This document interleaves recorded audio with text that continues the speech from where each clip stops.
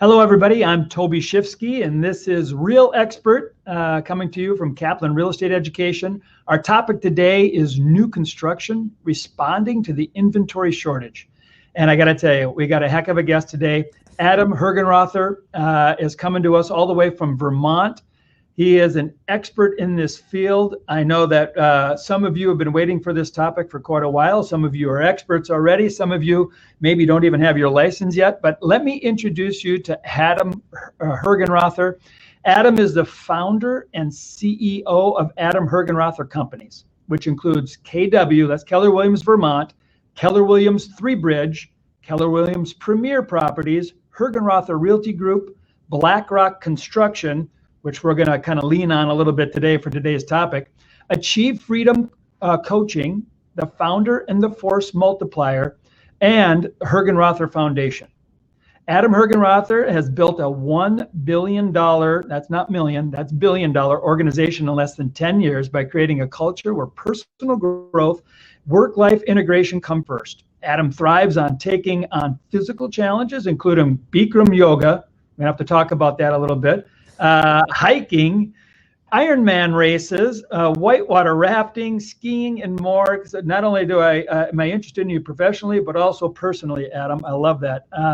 Adam suggests, and this is kind of key, we become the CEO of our life. I like that. He fuels his mind and his spirit with 40 minutes of meditation a day and spends as much time as possible outdoors with his family and friends. He believes all of this is simple, but not easy. Life is hard. Business building is hard. There are daily struggles, right, to overcome. It's about finding the gift in all of life's experiences and understanding that you have the power to unleash joy. It's up to you. Adam lives with his wife, Sarah, and his three children, Sienna, Asher, and Madeline, in South Burlington, Vermont. And Adam, welcome to Real Expert today. Hey, Toby. Great to be here. Thanks so much. And what a nice intro.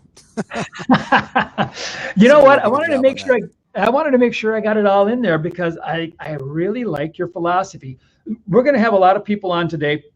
And they're going to have questions. Some of them have been in the business for a long time. Some are just getting into it. And I like your mindset. I like where you've gone. I like how you've built.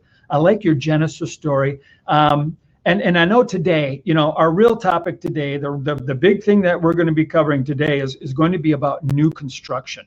New construction is on everybody's mind, right? New construction, responding to the inventory shortage. We're going to talk about pieces of that, but I like your Genesis. I like how you got into real estate. I like how you are solving problems.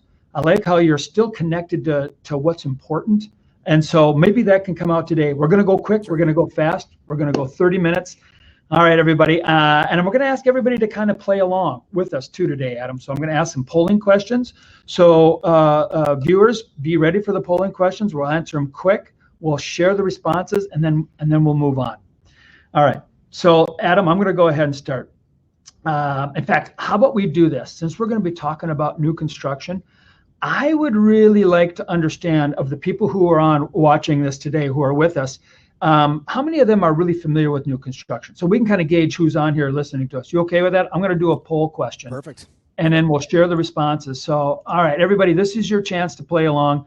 We're going to do a poll question for you. And go ahead and click on the appropriate answer that is for you. Do you sell new construction real estate today? Go ahead, read through the answers. I'll read through them for you. Number one, I work for a contractor and it's my principal job. Man, I am all in on new construction, right? The second answer would be, I've been selling new construction to buyers for years. Third, I sell residential resale, but have yet to sell a new construction home. And then third, sell. I'm not even licensed yet. This is for all you people maybe sitting in licensing courses right now, being excited about a new career in real estate. All right, look at that. We got them rolling in. I'm going to share the results in just about 5 seconds. 4, you still got a chance to answer. 3, 2, 1, and I'm going to go ahead and end the poll.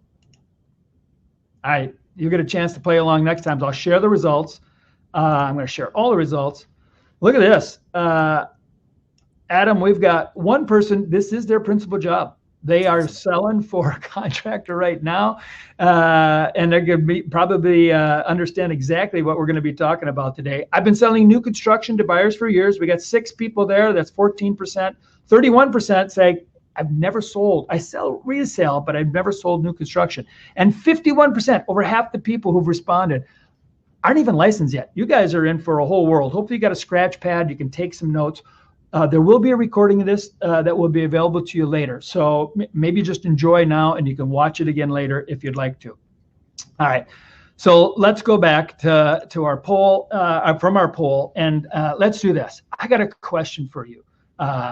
Adam, we've had this big event, basically COVID, that happened last year. And people staying at home. I mean, look at me here. I'm in a studio. I think I told you this earlier. This is, if everybody doesn't know, this is where we shoot education. One of our studios. We have 2 studios that we shoot the real estate education in. One's in Minnesota, Bloomington, Minnesota, right by the Mall of America. It's right across the street. And then we have another one, a bigger one, and a fancier one even in Colorado, where we shoot a lot of video. But things have changed. Our classroom locations have changed. We've shrunken our footprint. In fact, this building I'm sitting in right now has got enough space for almost 1,000 workers. It's like a zombie zone here right now. There's hardly anybody here. And we know it's because work has kind of changed for a lot of people. And really what I think it's done is it's helped people kind of look at their homes differently. Tell me, how do people emotionally and mentally view their homes today from your perspective as an expert? Yeah, that's a great question. I think in general, people, late 90s, 2000s, 2010 to 2000, kind of maybe 17, 18, 19, really looked at this home as kind of like utilitarian jump pad, or I've used the example as like a locker room before, where it's like you store all your stuff in there, you kind of use it as a jump pad, but really like your house was just a house. It was a place to go. And then you were surrounding yourself and filling up your days with just a ton of activities. Whether that was, 7 birthday parties on Saturday, or, you signed up for 7 different things that you're just doing. People just get caught up. And I think it just kind of bubbled up and people got caught up in all this stuff. And then when obviously COVID happened, I think it forced reflection and self-inquiry of people. And I think when people went self-inquiry, they started asking themselves a question of like, hey, do I really actually enjoy being away from my house 7 days a week? And so the psychology of a home buyer has changed dramatically. And really now people are looking at it going, hey, how do I get more out of my house? How do I get more out of my land? How do I, utilize this so I'm not as stressed about trying to hit, 7 different things throughout the week? And maybe I'll keep 2 or 3 in there, but how do I use our house as more of a home now? And I think that's the fundamental shift people have made, whether that's resale or new construction or now making improvements to it. But people are looking for, how do I use my house as this wonderful asset that it is? And it's the American dream, right? That the white picket fence that people running around, that so many people had utilized, up until, I'd say the last 2 decades, people have really, really moved away from that. Yeah, I think we see it, right? Like the 60s, the 70s, even the first, probably almost all of the 80s. It was more of a centralized. I think you said it right. What the difference is now, for almost the last 2 decades, we seem to have used the home as, like you said, a locker room, a utilitarian, like this place where I hang my coat. Yeah. It's where I keep my stuff, right? Yeah. I mean, I see it. I mean, I got a garage, one garage I can't even pull in. It's just full of stuff. It's also interesting too. That's also why it's why home ownership has actually dropped to some of the lowest level it has over the last 7 years. That's pretty interesting too. 63%, I think, is the lowest level home ownership that we've seen in a long period of time. Now that's climbing back up. But one of the reasons is because people are going, I saw what happened, 2008, 9, and 10, and I don't want that. I don't want to lose all that money. And number 2, people are going, well, I don't need a house. I'm always out and about, right? And I think that's part of the attitude. And there's certainly the freedom in that, which is fine too as well, when we can talk about it. But you're starting to see now home ownership creep back up because people are going, actually, I think I really enjoy that. And so I think that's pretty important to understand. Well, right, and what people want, what amenities people want, what's Yeah. changing for people want, right? I mean, I went to a patio store. I was like 2 months ago, and it's 4 months to get a Yeah. patio table, That's and absolutely right. they're sold out. There's Yeah. nothing left. People are like building these areas and changing. As a matter of fact, I'd like to know. We got this crew on here listening to us. I'd like to see what's changed in their minds and see if we're off base or not. In fact, I'm going to throw up another poll question. Everybody, if you're ready, come and play along. This is kind of a longer one, but has your thinking about your home changed in the last year? I just want to gauge that we're kind of on track with where we're going, because we're going to talk about how this affects new construction, right? And so let's go ahead. I'm going to pull this poll up, and it should be ready in 3, 2, 1, and go. All right. How has your thinking about your home changed in the last year? Nope. A little. I could use more private spaces. How about I want to have a better defined activity areas like an outdoor kitchen, a patio fire pit, designated office spaces, or home workout room? Or how about those people who are like, I've already remodeled or updated, or you know what, I bought a new home to match my change priorities. Go ahead and take a whack at these, everybody. We're going to give you about another 5 seconds. I know they're a little lengthy to read through, but take your best shot at it. Oh, we got a clear winner. Yeah. We have a clear winner coming. It's coming. All right. Look at that. Almost time. 5, 4, 3, 2, 1. I'm going to go ahead and share. Look at this. I think this is interesting. So we have some people like, yeah, I've already had the perfect home. Or, you know what, my life really hasn't changed. Maybe we could ask that question too. A little, like 13%. I could use more private spaces, 7. But look at that, 56%, almost 57% say, you know what, I kind of want all those neat amenities. I want all those things. Is that what you're seeing out in the marketplace too, Adam? I mean, are you seeing Yeah, that? if you even just added up the 57% plus the 10% that's already remodeled, plus the people that could use more private spaces, I mean, you're almost 3/4 of the people that are out there have either taken a remodel, done a remodel to do that, or are looking for a more defined area. And I think people just are. It's like, you want an at work home environment. A lot of people are looking for those type of offices that they can actually go to escape to, especially if you have children, to be able to kind of escape from there, and or just to have your own defined space. It's also, things like fire pits and outdoor areas. They don't have to be huge. That's what I'm trying to tell people. Like, you don't need like 10 acres or even an acre. Like, you can do a lot on a third of an acre of a lot, along with a house that you can kind of customize and make your own. And I think that's what people are looking for, though. That's what the psychology has shifted of saying, I want to define something that's mine, that we can go to, that we can relax to, and that's just, we know we can go there, and that's our kind of a sanctuary. And that's going to look a little different for everybody, but that's the psychological aspect that's changed. Got it. And so, and we would look at that. I mean, because if you're out there selling, people are selling a lot of homes. We look at a lot of homes today that were kind of built or really kind of even modified to be more of that locker room. And so, people are either going to have to build new or they're going to have to remodel. A lot of that has to do with new construction. In fact, I think you and I talked a little bit earlier. We see kind of a bright future for new construction, at least for the next, in fact, I'll ask you, I mean, there are stats, there is indications that we have a significant shortage of new construction right now. I mean, we have an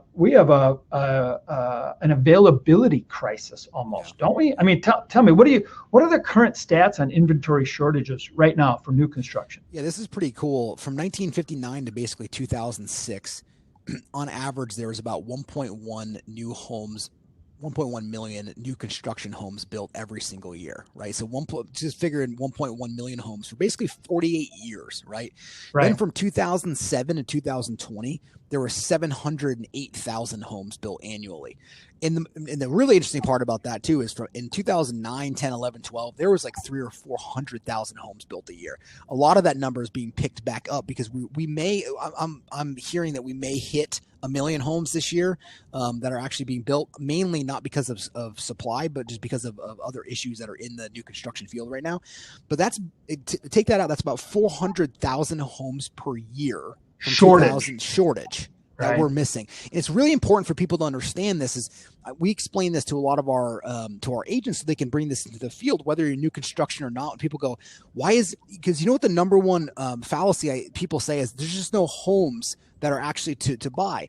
It's true and not true. In fact, there's actually more homes that sold last year than there did the year before. And there will be more homes that sell this year than there were last year. So it's not actually that there's not homes that are selling, because there's more homes that are actually selling. You mean new construction homes? Any home. Just Any in home. general, Okay, like people, like consumers that are out there are going, hey, there's no homes for me to buy, which I get. They feel that. But the reality is there's not a lack of homes from previously looking at it, meaning that like there's actually more homes that are selling each in the past 3 years than there has been in the past. So it's people instantly think that in the consumer place, they go, well, there's just not homes out there.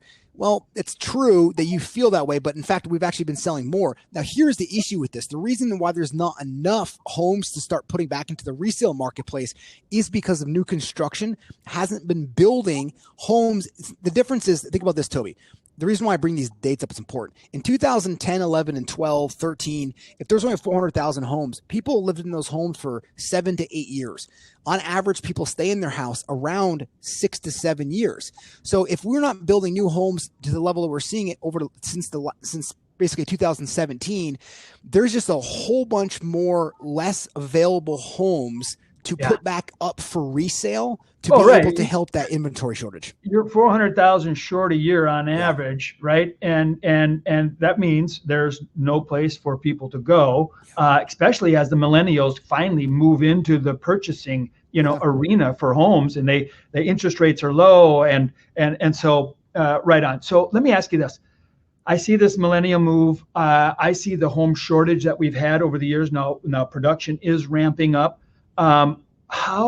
How long do you think this new construction, what's the if you could go 5 years, 6 years, 7 years, how far do you think there's going to be we're going to have more demand than we can actually produce? How long do you think that's going to last? Barring any economical factors that kind of jump in that nobody can in there, I think in 3 to 4 years we'll be back to kind of a more of being able to supply the number of homes to be built every year. I think we're going to be strong for 5 to 7 years. I actually would even go and say that the next decade, we're almost in 2022. I mean, it's halfway through 21, right? Pretty much all of 2020 will be a housing boom in terms of new construction. All the 2020s, all the way to 2030. All of 2020. I think you're going to factor in, this is important for people to understand that are in real estate, that this is a big opportunity over the next 8.5 years to really totally understand the new construction market, because it's going to be such a strong part of the home buying process for consumers, particularly as we start to move in and try to curb this affordability issue for first-time home buyers. I think you're going to see builders switching to that ability after they've built enough single-family homes. You're going to see them switch over to start building more of an affordable product for those first-time home buyers. Got it. So the line of sight on new construction being in demand for you said 5 to 7 and probably a decade. I think I see the same thing. So for those people who are on here, if you're already in, like one of you says, I'm already selling for a contractor, you're in a good spot, right? I mean, it's pretty much assured if that contractor's doing good business, you'll have business for quite a while. For those people who are sitting in licensing courses right now and you're wondering, how am I going to get in? How am I going to get a niche?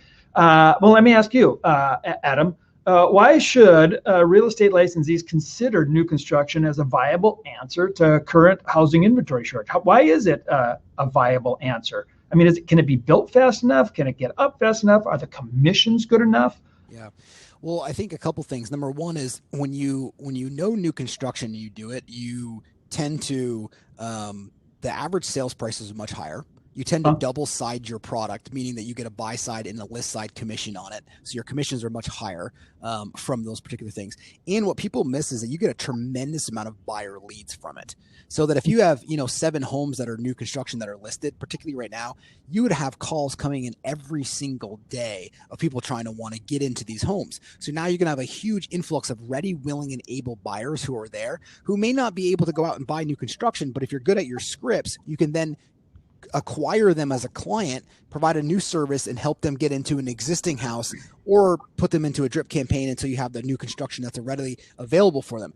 But it's going to be an awesome opportunity for people coming into real estate because of those factors as well. Yeah. When I first got into real estate, I jumped into new construction, even though it was one of the worst markets to get into. I just loved new construction, but I always had my pulse on new construction, mainly because I always considered it kind of the gravy, but we just got so much buyer traffic from it, especially if it's done properly. So those are going to be some huge benefits to people.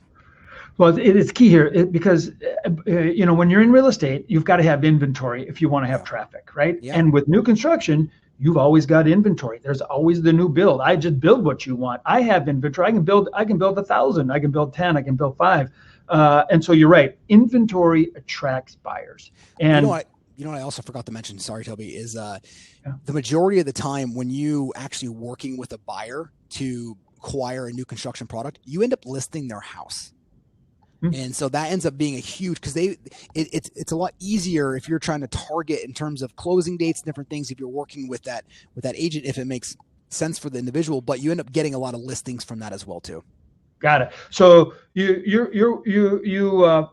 represent a builder, or you know where there's new construction. You bring a buyer in, and the buyer lots of times has to sell a place, and so you're going to go ahead and be able to list that place. They trust you. Plus, you're working with the contractor, and the contractor's building it. So you're going to get a commission there. You're going to get a commission for selling. And really, the key is once again, it's about people. It's about, when you go into real estate, it's in the lead generation, it's in the client generation, and with new construction, which is going to be a very strong segment of our of real estate for residential sales over the next 5, 7, 10 years, as we try to make up for the shortfall in inventory. Yeah. And it's not only a shortfall over the last decade and a half, but there's also a shortfall because of demand from millennials moving into the marketplace. Yeah. Also, got it. Exactly.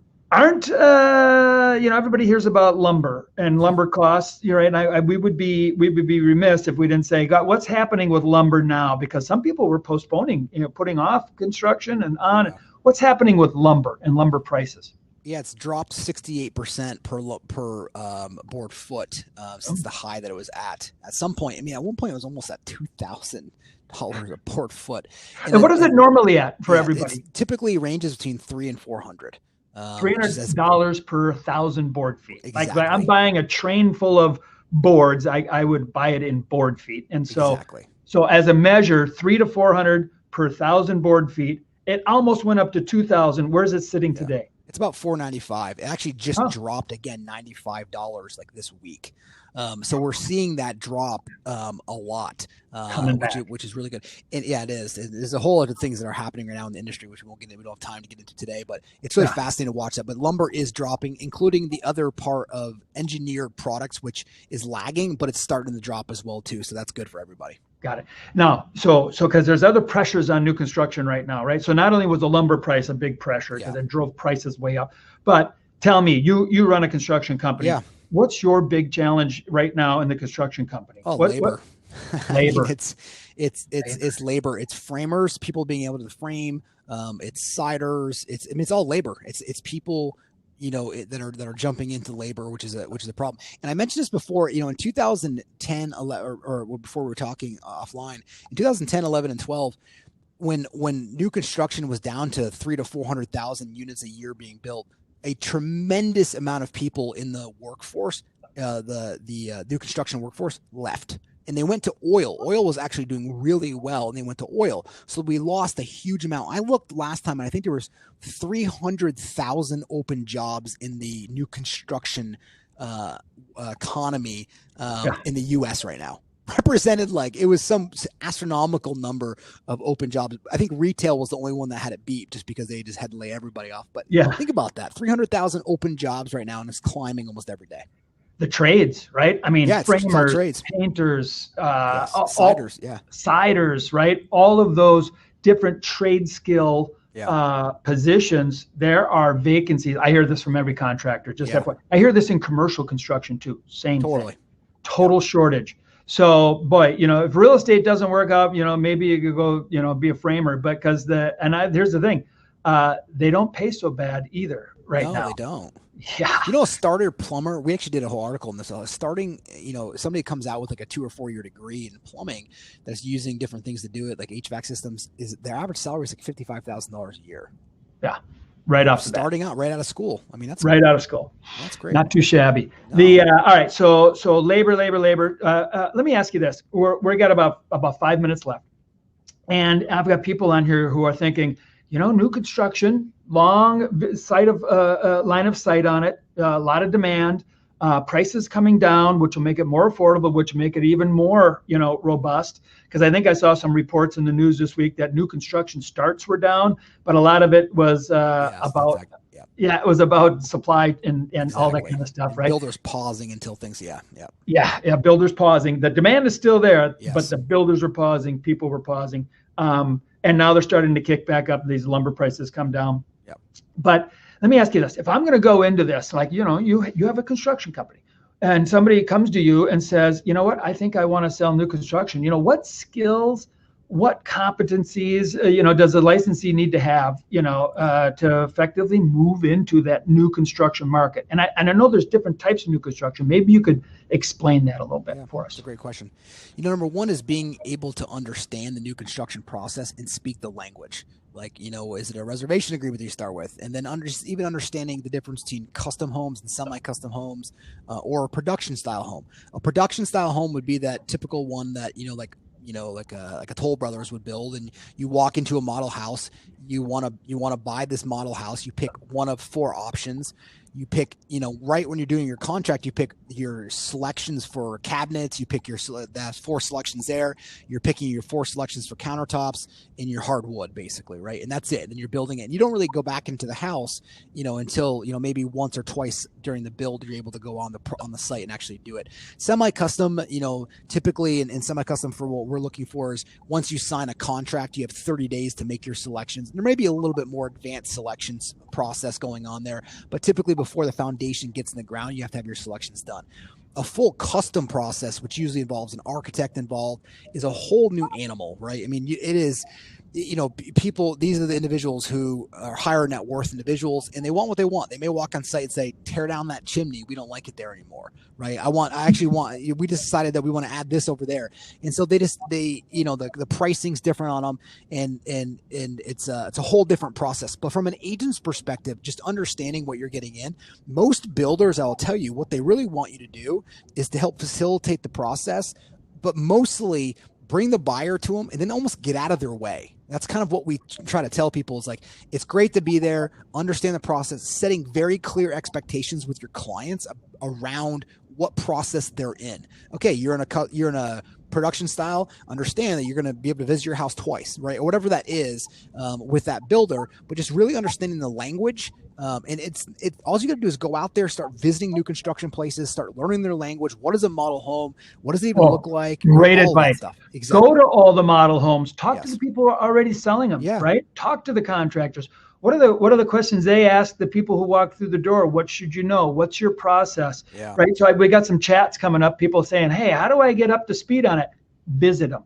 Go to the developments, right? Go to those contractors, talk to the people who are selling it. What do you look for? What does the buyer need to do? What's your process? What's your process? Why is it different? And then identify, I think you really put it into 3 very good categories, right? What's the production? What's the semi, custom? And then what's the full custom? That's kind of the 3 things you need to know. And they are different processes. Yeah, they are. And so if you get those down, you can then, when you find a buyer who says, gosh, we really want to, we really think we want new construction. We're tired of old homes and we want to kind of get exactly what we want. We like this area.